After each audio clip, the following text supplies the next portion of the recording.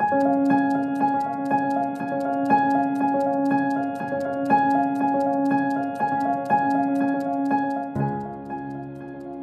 қызым ең сұлу. Менің қызым ең сұлу. Алғашқы үйіміз, шыдамсыздықпен күтіп аттық. Аз жашап, бір топ көніп қалдық. Қырғыздың үйіне мейманханасы, анан кире бериш қолдор, аябай келинчектерге тамақ істеп тұрған бөлме, кухнясы жақсы болса, ең негізгі ошол деп ойлойм да. Анан бұл Ихлас компаниясынан үйлерін қарап жүргөнүбүздө ошол жагы аябай табитибизге жакшы тургандыктан ошол нерселерге токтолдук, ушул нерсени алдык да.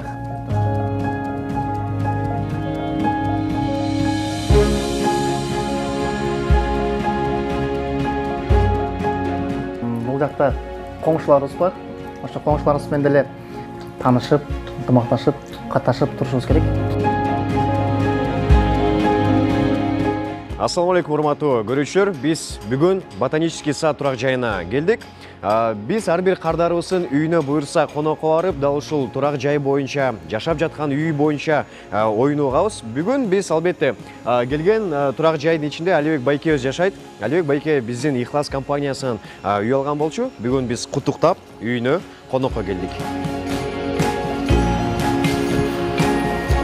Буйрса Алибек байкебизге өзүбүздүн даярдаган белегибиз бар. Бул эмне деп ойлойсуздар? Комментарийге жазып коюңуздар.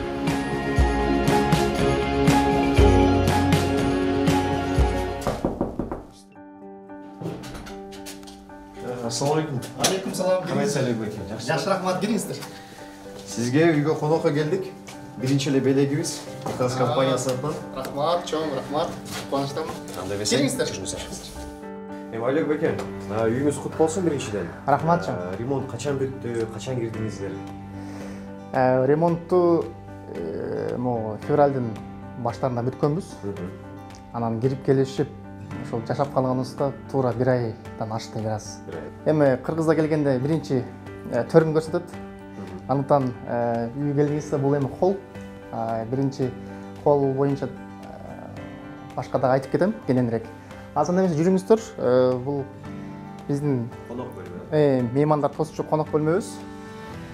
Чакан жаш үй бүлөлөргө, 4-5 балалуу үй бүлөлөргө аябай эле ыңгайлуу.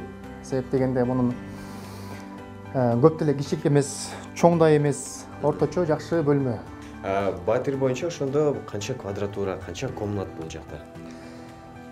Биз алганыбызда бизге 90 квадрат, анан 18 кошумчалары бар. 1 квадратка жетпеген, ошондо жалпы эле 90 квадраттай деп айтышкан. Азыр ошондой эле чыкты, эсептеп көрсөк.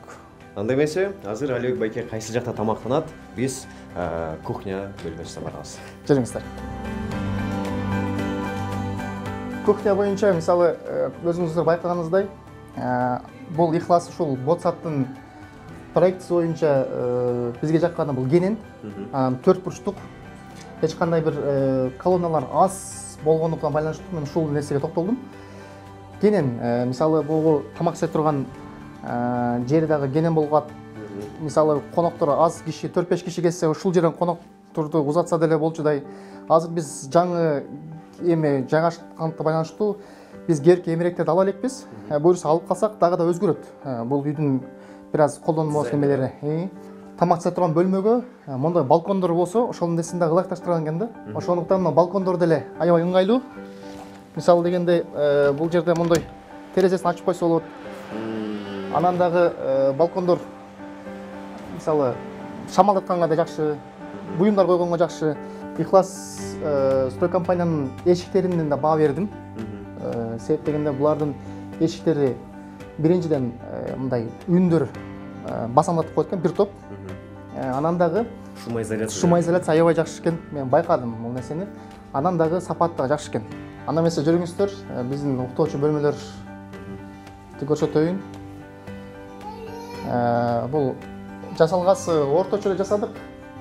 Аябай жакшы экен да. Орточо эле жасап неме кылдык, бирке эмеректерди дагы кошобуз, буюрса. Бул жердикини байкагандай, жана айтып кеткендей, колонналар аз. Негизи бул нерсени аябай жакшы кылдап карашыптыр фирма. Кичинекей балдардын уктоочу бөлмөсүнө кирели.